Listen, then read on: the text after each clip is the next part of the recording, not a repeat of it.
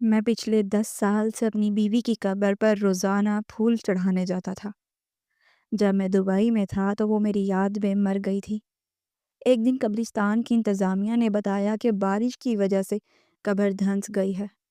جب مرمت کے لیے قبر کھودی گئی تو سب کے ہوش اڑ گئے، کیونکہ قبر میں کوئی ہڈیاں یا لاش نہیں تھی، بلکہ ریت کی بوریاں تھیں، جس کا مطلب تھا کہ میری بیوی مری نہیں تھی، بلکہ قبرستان کی ویران اور پراسرار خاموشی میں مغرب کی اذان کی آواز گونج رہی تھی، اور میں اپنی عادت کے مطابق کسی کچی قبر کے سرہانے بیٹھا تھا جو پچھلے 10 سال سے میری کائنات کا مرکز تھی۔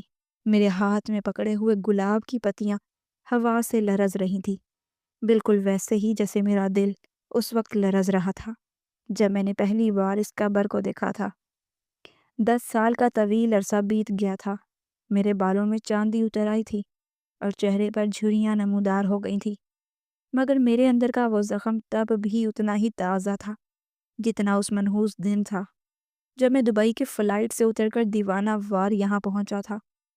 لوگ کہتے تھے کہ وقت ہر زخم کا مرہم ہے، مگر شاید وہ لوگ محبت کی اس نوعیت سے ناواقف تھے جو روح میں پیوست ہو جائے تو موت کے بعد بھی ختم نہیں ہوتی۔ میں عفان تھا، وہی بد نصیب عفان جو اپنی محبت کو خوشیاں دینے کے لیے 7 سمندر پار گیا تھا، مگر جب لوٹا تو اس کے پاس دینے کے لیے کفن بھی نہیں تھا۔ یہ قبر جس پر لکھا ہوا کتبہ صبا زوجہ عفان مٹی اور بارشوں کی وجہ سے دھندلا چکا تھا، میرے لیے محض مٹی کا ڈھیر نہیں تھا، بلکہ یہ میرا گھر تھا، میرا ٹھکانہ تھا، اور میری وہ دنیا تھی جو ویران ہو چکی تھی۔ مجھے تب بھی یاد تھا وہ دن جب میں نے صبا کو آخری بار دیکھا تھا۔ میں دبئی جا رہا تھا تاکہ اپنے اور اس کے مستقبل کو محفوظ بنا سکوں، تاکہ ہم غربت کی اس چکی سے نکل سکیں جس میں میرا خاندان پیس رہا تھا۔ ایئرپورٹ جاتے وقت وہ دروازے کی اوٹ میں کھڑی رو رہی تھی۔ اس کی بڑی بڑی آنکھوں میں خوف اور جدائی کا درد تھا۔ میں نے اس کے آنسو پونچھے تھے اور وعدہ کیا تھا کہ صبا مت رو، میں بہت جلد واپس آؤں گا اور پھر ہم اپنا گھر بنائیں گے، ایک ایسا گھر جہاں تمہیں کوئی تکلیف نہیں ہوگی۔ میں نے اسے اپنی نشانی کے طور پر سونے کی ایک انگوٹھی دی تھی اور کہا تھا کہ اسے کبھی مت اتارنا، یہ میرے ہونے کا احساس دلاتی رہے گی۔ وہ انگوٹھی پہن کر وہ مسکرائی تھی، مگر اس کی آنکھوں کی ویرانی ختم نہیں ہوئی تھی۔ میں دبئی چلا گیا تھا، وہاں کی تپتی دھوپ اور سخت مشقت میں میری زندگی بن گئی تھی۔ میں دن میں 12 12 گھنٹے کام کرتا تھا، اپنے جسم کو نچوڑتا تھا تاکہ زیادہ سے زیادہ ریال بچا سکوں۔ ہر مہینے کی پہلی تاریخ کو میں اپنی کمائی کا بڑا حصہ پاکستان اپنی ماں اور بہن کو بھیجتا تھا، اور ساتھ ہی صبا کے لیے الگ سے کچھ پیسے بھیجنے کی کوشش کرتا تھا، مگر امی اکثر کہتی تھی کہ صبا کو پیسوں کی کیا ضرورت ہے، اس کا خرچہ ہم اٹھا رہے ہیں، تم بس گھر کے حالات ٹھیک کرنے پر دھیان دو۔ میں اپنی ماں کی باتوں پر یقین کر لیتا تھا، کیونکہ مجھے لگتا تھا کہ وہ میری غیر موجودگی میں صبا کا خیال اپنی بیٹیوں کی طرح رکھ رہی ہوں گی۔ میں وہاں دبئی کی اونچی عمارتوں کے سائے میں بیٹھ کر صبا کو فون کرتا تھا، اس کی آواز میں تھکن اتار دیتی تھی۔ وہ کبھی شکایت نہیں کرتی تھی، بس اتنا کہتی تھی، عفان جلدی واپس آ جائیں، مجھے یہاں ڈر لگتا ہے، مجھے آپ کے بغیر گھر کاٹتا ہے۔ میں اسے تسلی دیتا تھا کہ بس کچھ سال اور پھر سب ٹھیک ہو جائے گا، مگر مجھے کیا معلوم تھا کہ سب کچھ ٹھیک نہیں بلکہ سب کچھ ختم ہونے والا ہے۔ 3 سال گزر گئے تھے، میں نے دن رات ایک کر کے اتنے پیسے جمع کر لیے تھے کہ اب ہم ایک اچھی زندگی گزار سکتے تھے۔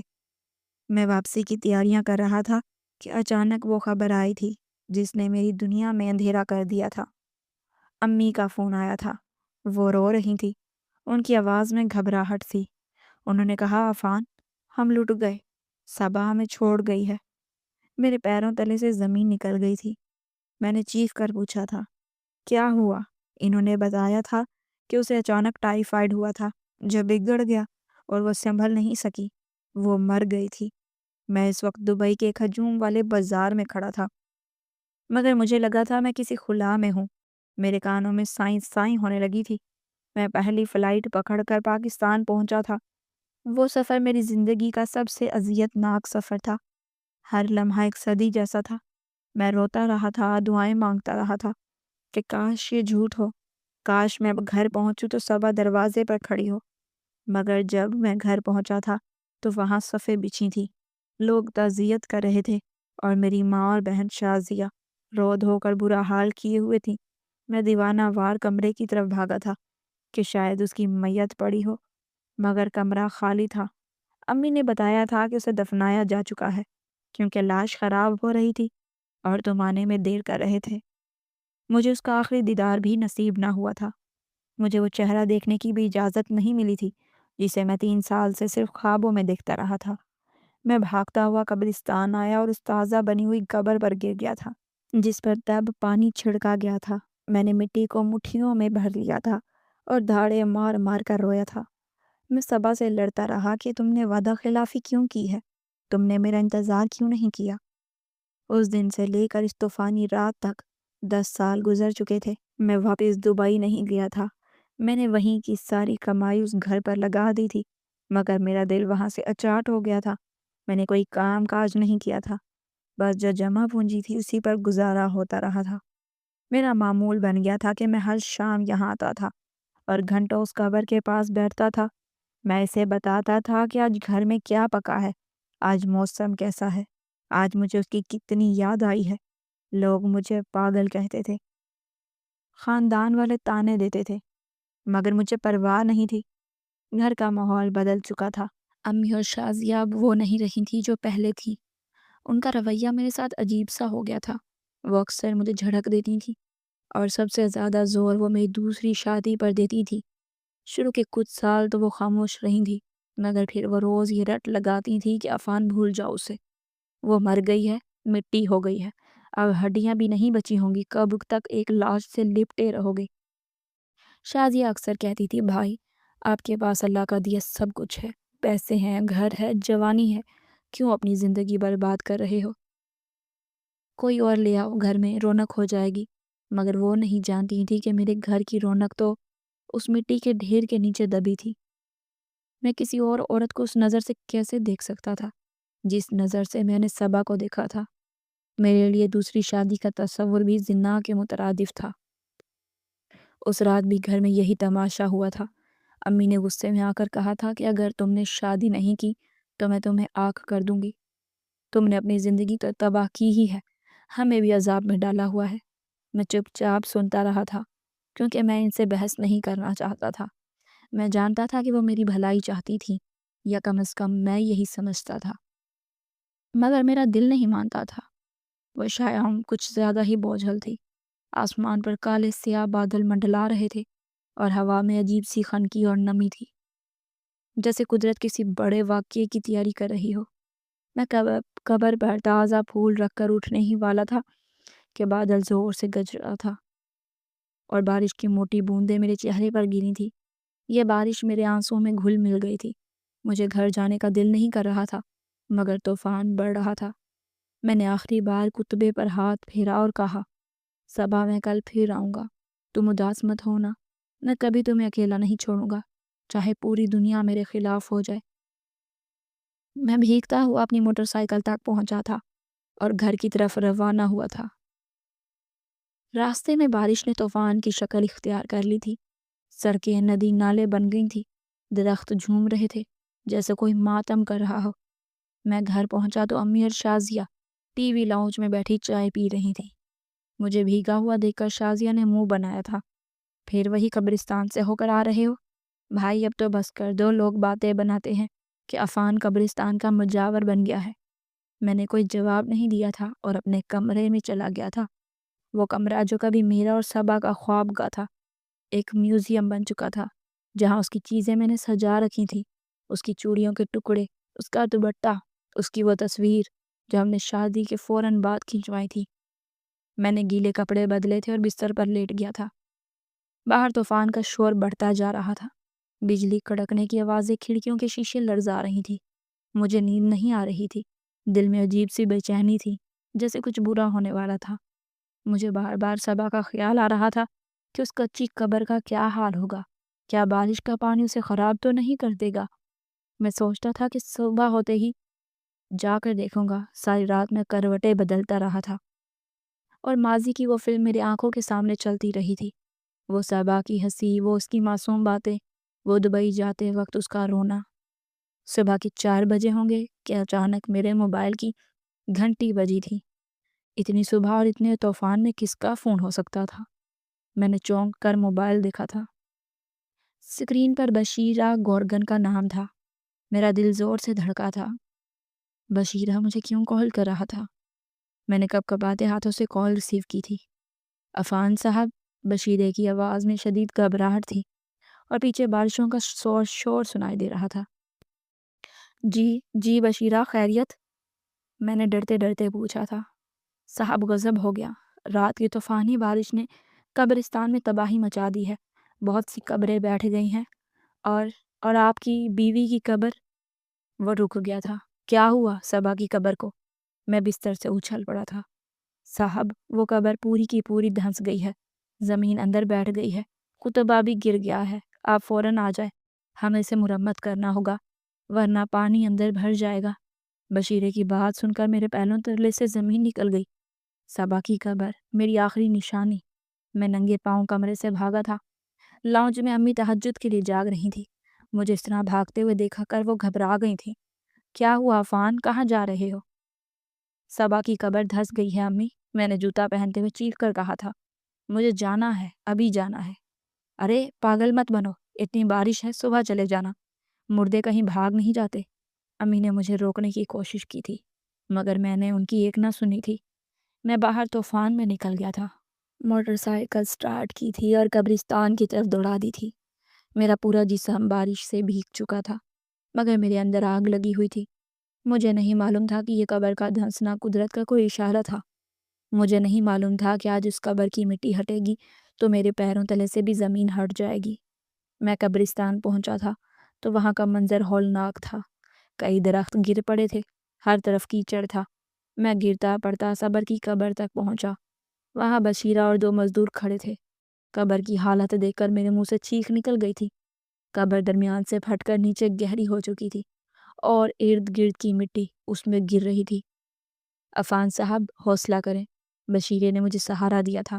ہم اسے بھی ٹھیک کر دیتے ہیں لیکن مٹی بہت بیٹھ گئی ہے، ہمیں اسے کھود کر دوبارہ بھرنا پڑے گا تاکہ زمین ہموار ہو سکے۔ میں نے روتے ہوئے اجازت دے دی تھی۔ جو کرنا ہے جلدی کرو، میری صبا کو تکلیف نہیں ہونی چاہیے۔ مزدوروں نے کدال اٹھائے تھے اور اللہ کا نام لے کر قبر کھودنا شروع کی تھی۔ بارش ابھی بھی برس رہی تھی۔ میں بت بنا کھڑا اس مٹی کو نکلتے ہوئے دیکھ رہا تھا جس کے نیچے میری محبت دفن تھی۔ جیسے جیسے قبر گہری ہوتی گئی تھی، بشیرے کے چہرے پر تشویش بڑھتی گئی تھی۔ صاحب، یہ کیا معاملہ ہے؟ بشیرہ اچانک رک گیا تھا۔ کیا ہوا؟ میں نے آگے بڑھ کر جھانکا تھا۔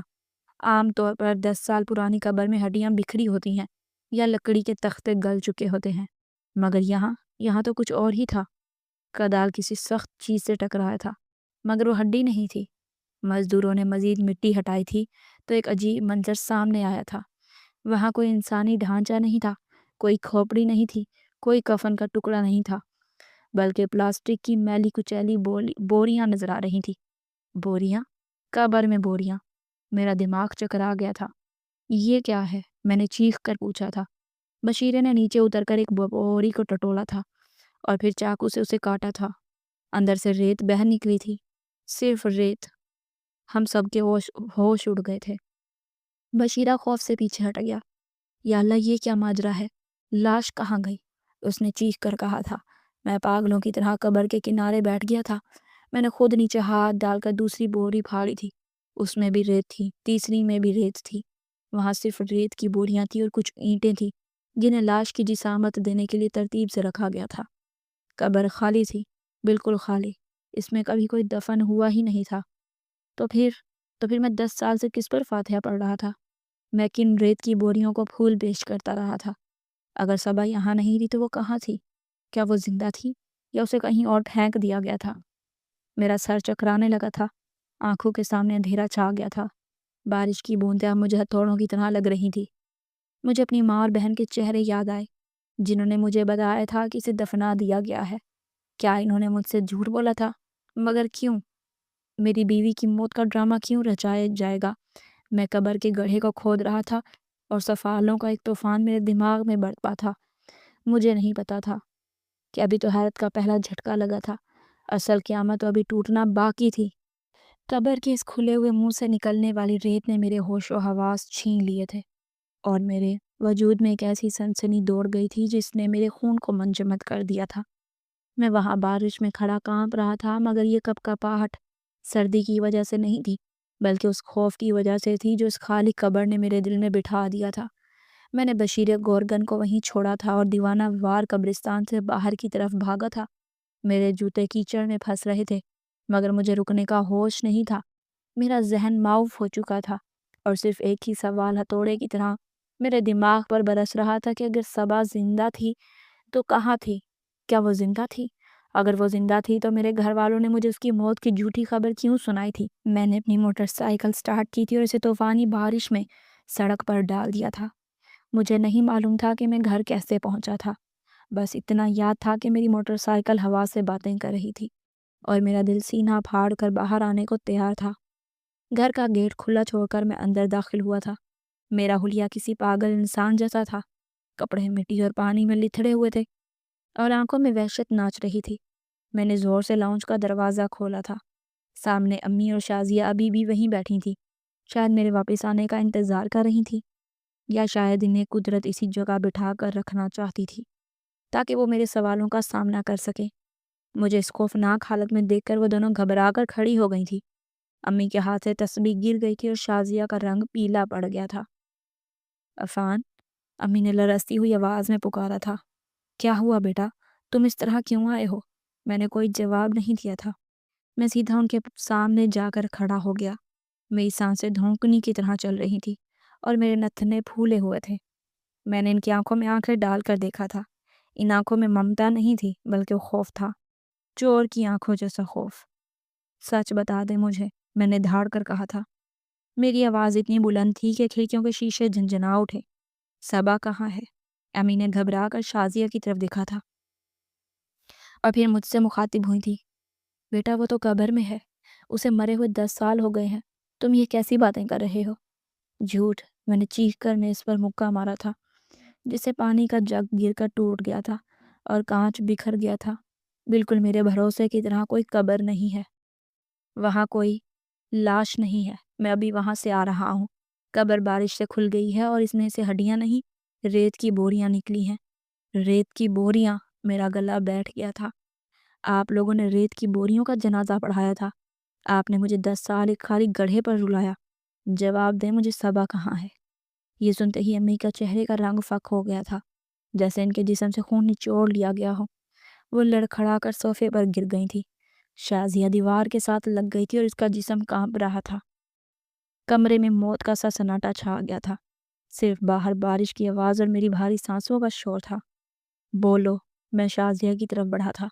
تم تو اس کی نند تھی نا، تم تو کہتی تھی وہ تمہاری بہنوں جیسی ہے۔ بتاؤ مجھے اس کی لاش کہاں غائب ہو گئی؟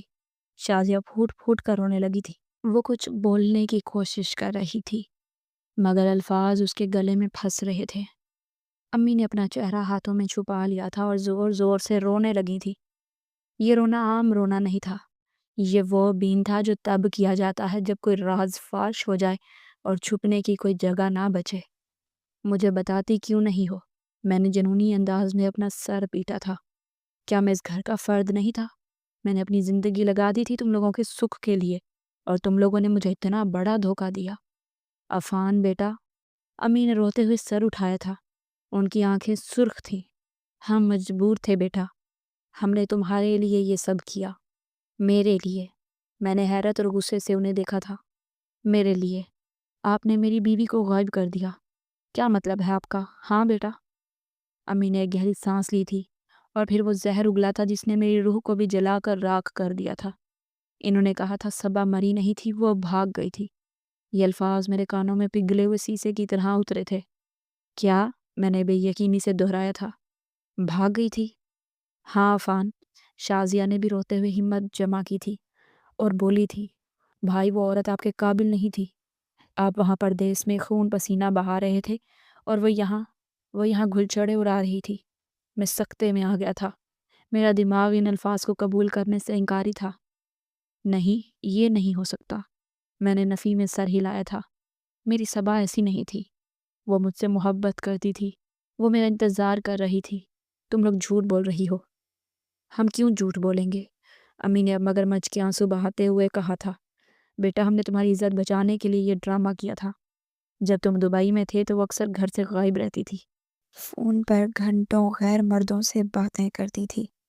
ہم اسے سمجھاتے تھے تو وہ لڑتی تھی، اور پھر ایک رات وہ سارا زیور اور نقدی لے کر اپنے عاشق کے ساتھ بھاگ گئی تھی۔ ہم بدنامی سے ڈر گئے تھے، ہمیں لگا اگر تمہیں سچ بتایا تو تم وہاں پردیس میں مر جاؤ گے، یا کوئی غلط قدم اٹھا لو گے، یا پھر واپس آ کر اس بے وفا کے غم میں اپنی زندگی تباہ کر لو گے۔ اسی لیے ہم نے سب کو کہہ دیا کہ اسے ٹائیفائڈ ہوا اور وہ مر گئی۔ ہم نے خالی تابوت دفنا دیا تاکہ تمہارا دل نہ ٹوٹے اور تم اسے اللہ کی مرضی سمجھ کر بھول جاؤ، مگر ہمیں نہیں پتا تھا کہ تم 10 سال تک اس جھوٹ کو سینے سے لگائے رکھو گے۔ میں پتھر کا ہو گیا تھا، میرا وجود سن ہو چکا تھا۔ امی اور شازیہ کی باتیں میرے کانوں میں گونج رہی تھی۔ بد چلن، بے وفا، عاشق کے ساتھ بھاگ گئی۔ کیا یہ وہی صبا تھی جسے میں جانتا تھا؟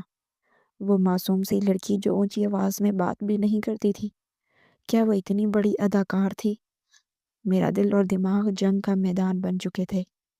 ایک طرف وہ 10 سالہ یادیں تھی، وہ محبت تھی، وہ انگوٹھی پہن کر کیا گیا وعدہ تھا، اور دوسری طرف میری ماں اور بہن کی گواہی تھی، اور وہ خالی قبر تھی جو چیخ چیخ کر کہہ رہی تھی کہ ہاں وہ یہاں نہیں ہے، وہ جا چکی ہے۔ اگر وہ پاک دامن ہوتی تو مر جاتی، مگر بھاگتی نہیں۔ مگر وہ زندہ تھی تو کہاں تھی؟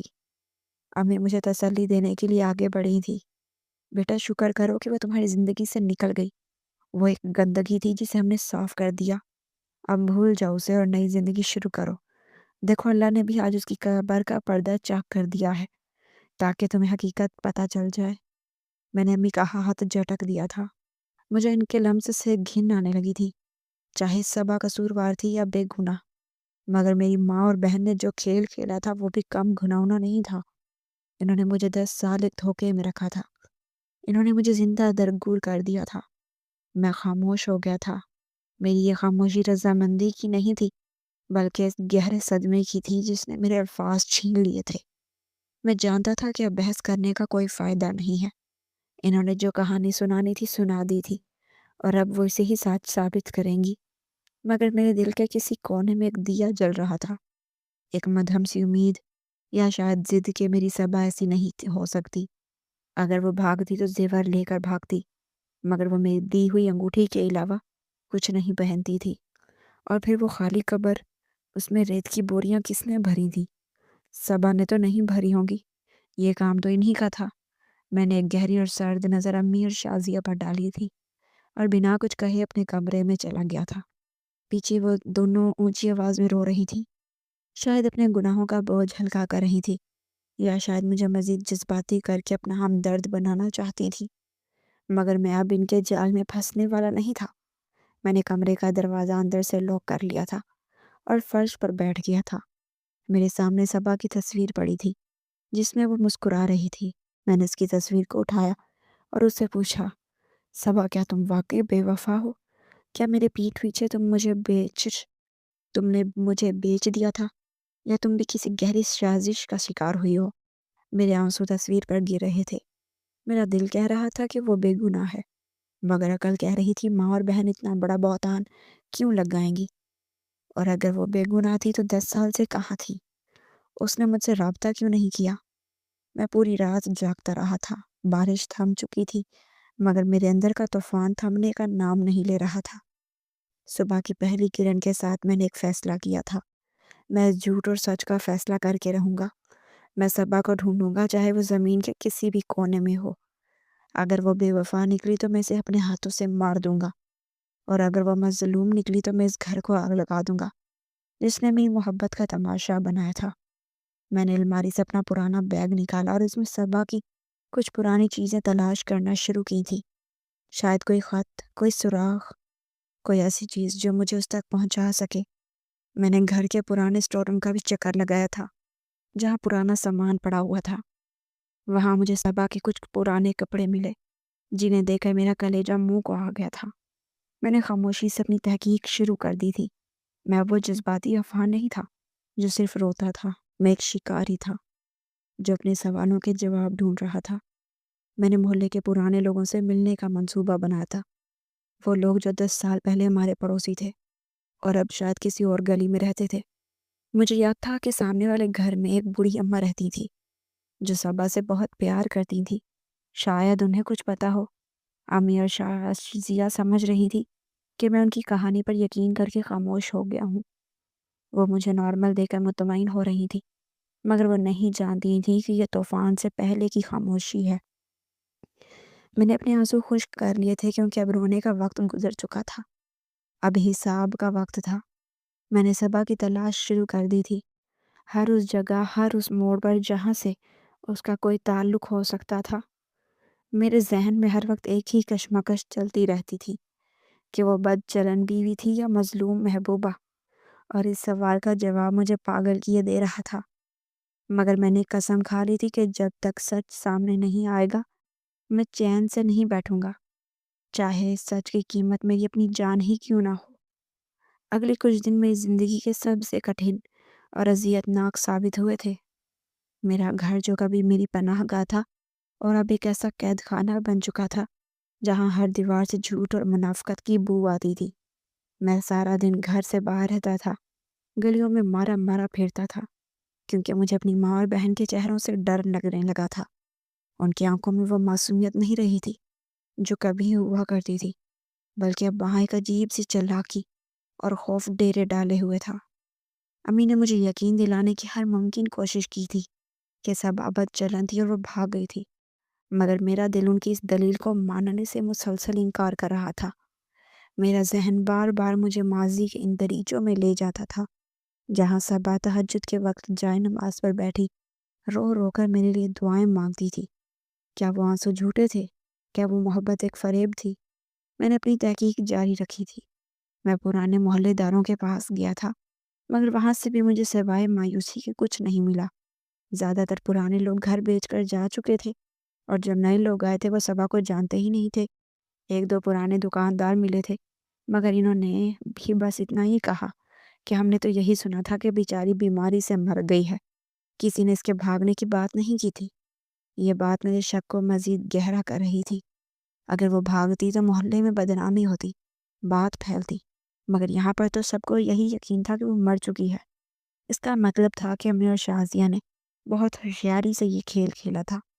वो दोनों मुझे घर में टिकने नहीं देती थी।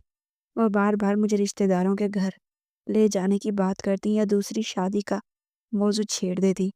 शाजिया कहती थी, भाई अब तो हकीकत सामने आ गई है, अब तो इस बेवफा को भूल जाओ और नई जिंदगी शुरू करो।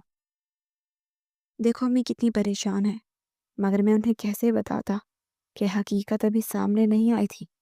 हकीकत तो अभी कहीं छुपी हुई थी और मुझे उस तक पहुंचना था। मेरा दिल बेचैन रहता था। मुझे रातों को नींद नहीं आती थी। मुझे हर वक्त सबा की आवाज़ें सुनाई देती थी। कभी लगता वो मुझे पुकार रही है और कभी लगता वो रो रही है।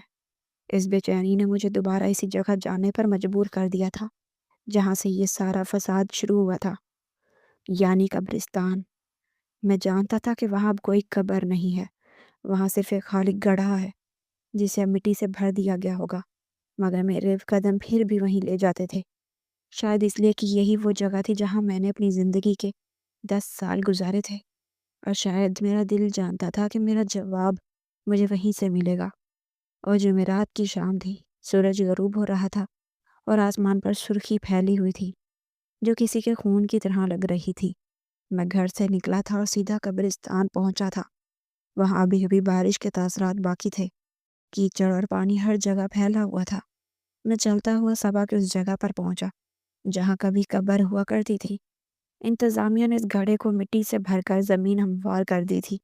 अब वहाँ कब्र का नामो निशान नहीं था। वहाँ सिर्फ हमवार ज़मीन थी, जैसे वहाँ कभी कुछ था ही नहीं। ये मंजर देखकर मेरा दिल कट गया था। पहले वहाँ एक झूठी कब्र तो थी जिससे लिपट कर मैं रो लेता था, अब तो वो सहारा भी छीन लिया गया था। मैं वहीं गीली कब्र पर बैठ गया और अपने घुटनों में सर देकर खामोश हो गया। कब्रिस्तान में सन्नाटा था, सिर्फ दूर किसी कुत्ते के भौंकने की आवाज़ आ रही थी या हवा के चलने से درختوں کی سرسراہٹ۔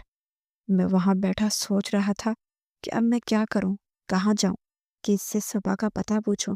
کیا میں ساری زندگی اس شک میں گزار دوں گا کہ میری بیوی بھاگ گئی تھی؟ میرے آنسو خشک ہو چکے تھے مگر اندر کا لاوا پک رہا تھا۔ میں نے آسمان کی طرف منہ کر کے اللہ سے فریاد کی تھی کہ یا اللہ مجھے کوئی راستہ دکھا، مجھے سچ دکھا دے، میں تھک گیا ہوں، میں اس اندھیرے میں مزید نہیں بھٹک سکتا۔ ابھی میں دعا مانگ ہی رہا تھا کہ مجھے اپنے عقب میں کسی کے قدموں کی آہٹ سنائی دی تھی، جیسے کوئی کیچڑ میں چلتا ہوا میری طرف آ رہا ہو۔ میں نے سوچا شاید گورگن ہوگا یا کوئی اور دکھی انسان جو اپنے پیاروں کی قبر پر آیا ہوگا، اس لیے میں نے مڑ کر نہیں دیکھا تھا۔ میں اپنی سوچوں میں گم رہا تھا مگر وہ قدموں کی آواز قریب آتی گئی اور پھر میرے بالکل پیچھے آ کر رک گئی تھی۔ مجھے ایک عجیب سی ناگوار بو محسوس ہوئی، جیسے گندگی اور کوڑے کی بو ہو، اور ساتھ ہی کسی کی بھاری سانس لینے کی آواز سنائی دی۔ میں نے بیزار ہو کر سر اٹھایا تھا اور موڑنے ہی والا تھا کہ اچانک ایک کمزور اور لرزتے ہوئے ہاتھ نے میرے کندھے کو چھوا تھا۔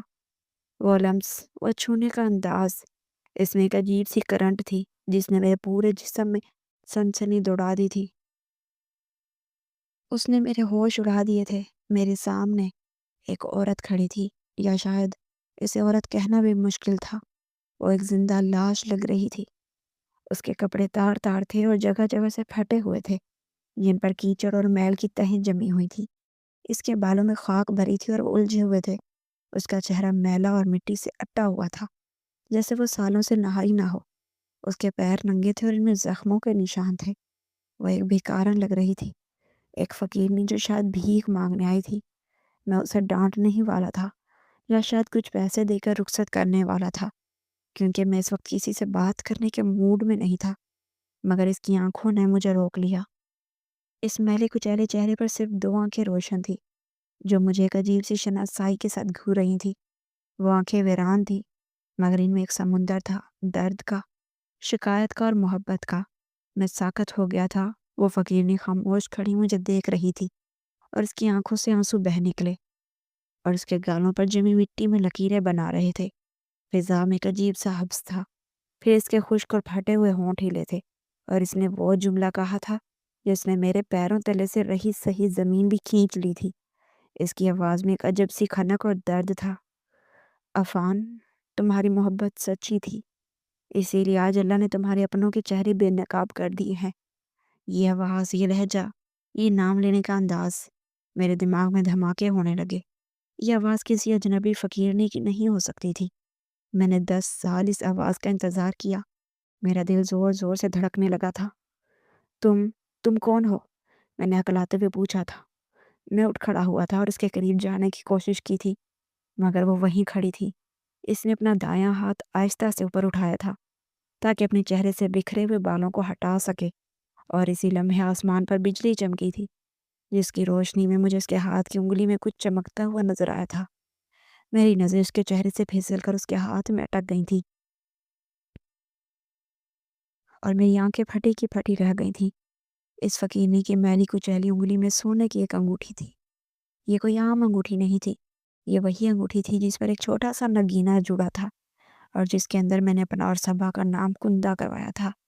یہ وہی نشانی تھی جو میں نے دبئی جاتے وقت ایئرپورٹ پر روتی ہوئی صبا کو پہنائی تھی، اور اس نے وعدہ کیا تھا کہ وہ اس مرتے دم تک نہیں اتارے گی۔ یہ انگوٹھی یہاں اس بکھارن کے ہاتھ میں کیا کر رہی تھی؟ دنیا ادھر کی ادھر ہو سکتی تھی مگر صبا یہ انگوٹھی کسی کو نہیں دے سکتی تھی۔ اس کا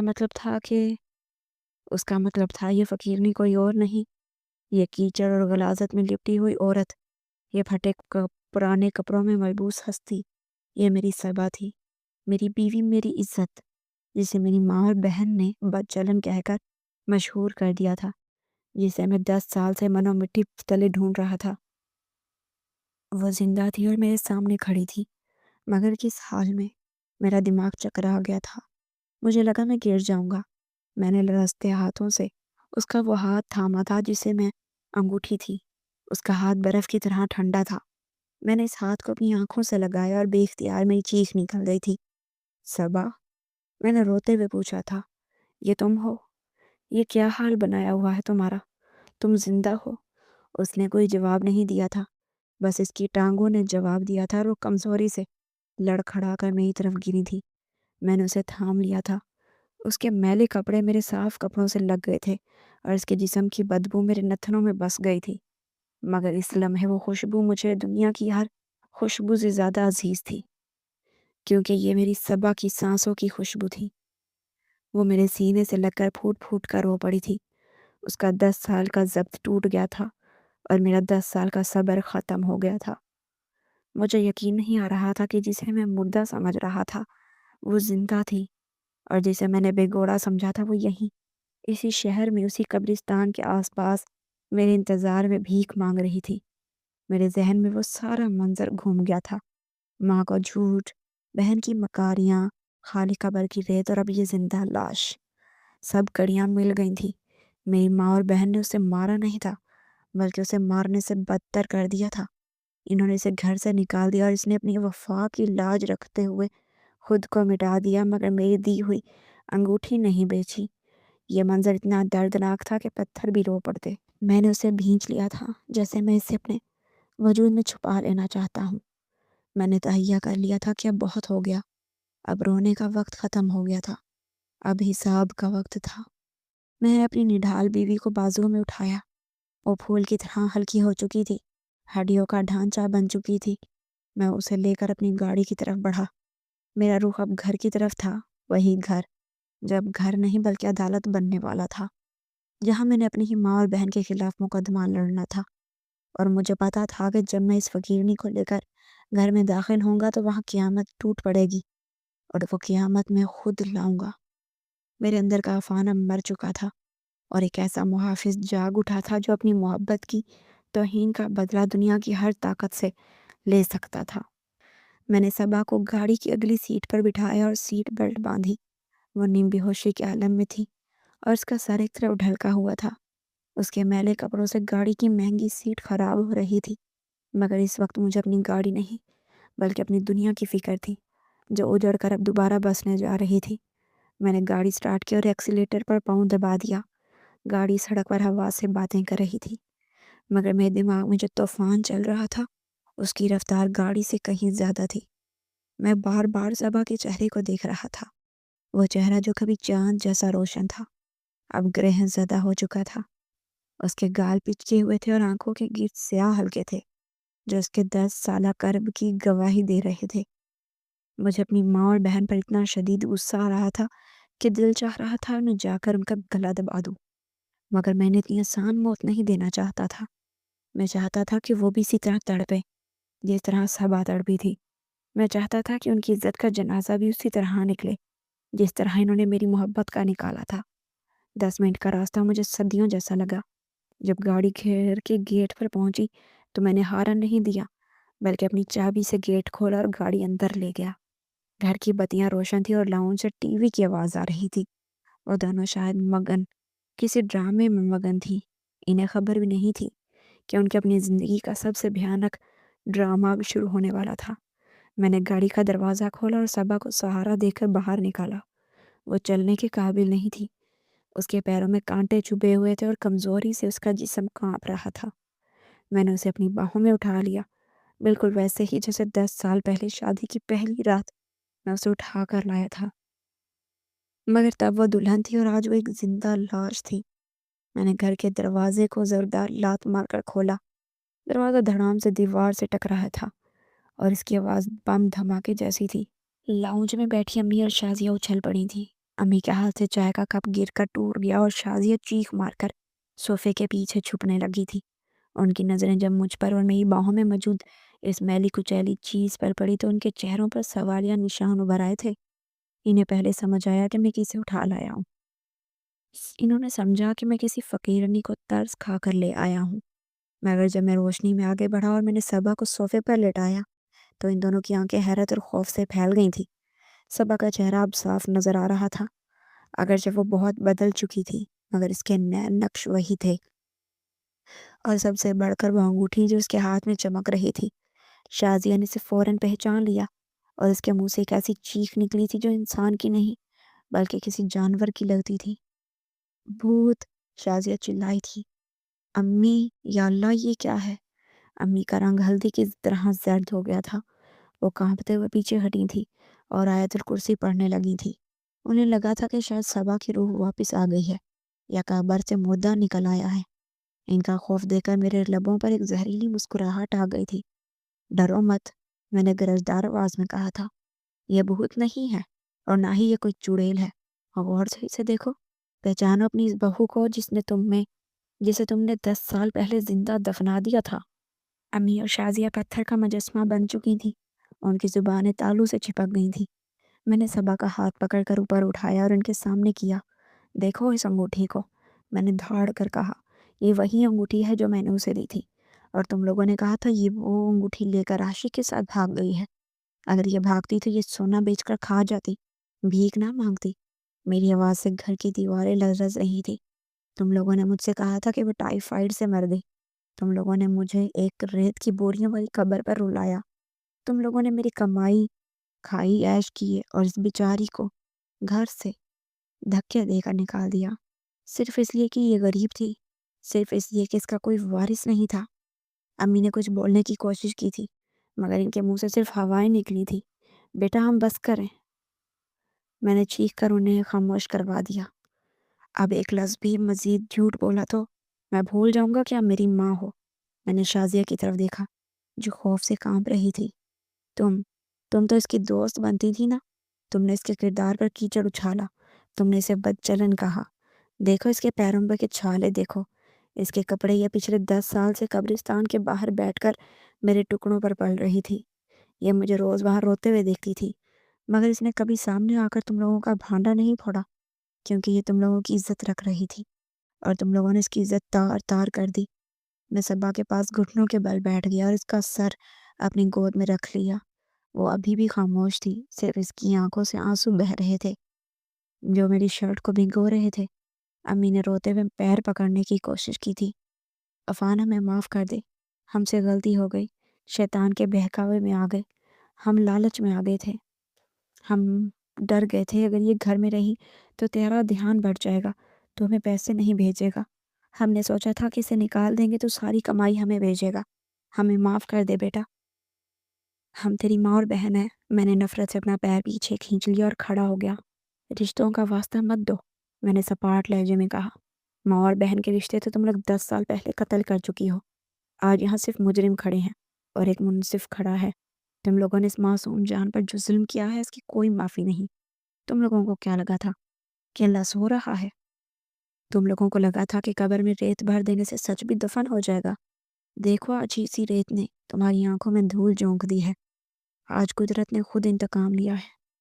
میں کمرے کی طرف گیا اور الماری سے وہ چیک بک اور پراپرٹی کے کاغذات نکال لایا جو میں نے ان کے نام کیے تھے۔ میں نے ان کے سامنے وہ کاغذات پھاڑ کر ہوا میں اڑا دیے۔ میں نے فیصلہ کن انداز میں کہا، اس گھر کی مالکن صبا ہے۔ یہ گھر میری کمائی کا ہے اور میری کمائی پر صرف اسی کا حق تھا جسے تم لوگوں نے چھینا۔ اب تم دونوں یہاں رہو گی ضرور مگر مالکن بن کر نہیں بلکہ خادمہ بن کر، بالکل ویسے جیسے تم لوگوں نے صبا کو رکھا تھا۔ تم لوگ اس کی خدمت کرو گی، اس کے پیر دباؤ گے، اس کے جوتے صاف کرو گی۔ اگر تم لوگوں کو یہ منظور نہیں تو دروازہ کھلا ہے، ابھی نکل جاؤ اس گھر سے، مگر یاد رکھنا باہر نکلی تو سیدھا جیل جاؤ گی، کیونکہ میرے پاس تمہارے فراڈ اور قتل کی کوشش کے سارے ثبوت موجود ہیں۔ امی اور شازیہ دھاڑی مار مار کر رونے لگی تھی۔ وہ میرے پیروں میں گر گئی مگر میرا دل اب پتھر کا ہو چکا تھا۔ میں نے صبا کو گود میں اٹھایا اور اپنے کمرے کی طرف بڑھ گیا، وہی کمرہ جو اس کا اصل حق تھا۔ میں نے جاتے ہوئے مڑ کر ان دونوں سے کہا تھا، اپنے آنسو بچا کر رکھو، ابھی تو پوری زندگی باقی ہے رونے کے لیے، کیونکہ مکافات عمل کی چکی اب چل پڑی ہے اور یہ بہت باریک پیستی ہے۔ میں صبا کو لے کر کمرے میں چلا گیا اور دروازہ زور سے بند کر دیا۔ باہر ان کے رونے کی آوازیں آ رہی تھی مگر کمرے کے اندر ایک عجیب سا سکون تھا۔ میں نے صبا کو بستر پر لٹایا اور اس کے میلے کچیلے چہرے کو گیلے تولیے سے صاف کرنے لگا۔ اس نے اپنی کمزور آنکھیں کھول کر مجھے دیکھا اور دھیمی آواز میں کہا، عفان، مجھے لگا تھا میں مر کر ہی اس کمرے میں آؤں گی۔ میں نے اس کے ہاتھ کو چوما اور روتے ہوئے کہا، تم مری نہیں ہو صبا، تم آج دوبارہ پیدا ہوئی ہو اور آج سے ہماری نئی زندگی شروع ہوئی ہے۔ وہ مسکرائی اور اس کی مسکراہٹ میں وہی پرانی چمک تھی جو 10 سال پہلے تھی۔ باہر طوفان تھم چکا تھا، مگر گھر کے اندر حق اور سچ کا سویرا ہو چکا تھا۔ جھوٹ کے پیر کٹ چکے تھے اور سچی محبت اپنے تخت پر براجمان تھی۔ یہ کہانی قبر سے شروع ہوئی تھی اور بستر پر ختم ہوئی، مگر اس کا سبق ہمیشہ زندہ رہنے والا تھا کہ جو دوسروں کے لیے گڑھا کھودتا ہے وہ آخرکار خود اس میں گرتا ہے، اور وفا کبھی رائے گاہ نہیں جاتی، چاہے اسے 10 سال لگ جائیں یا 100 سال، وہ اپنا انعام پا کر رہتی ہے۔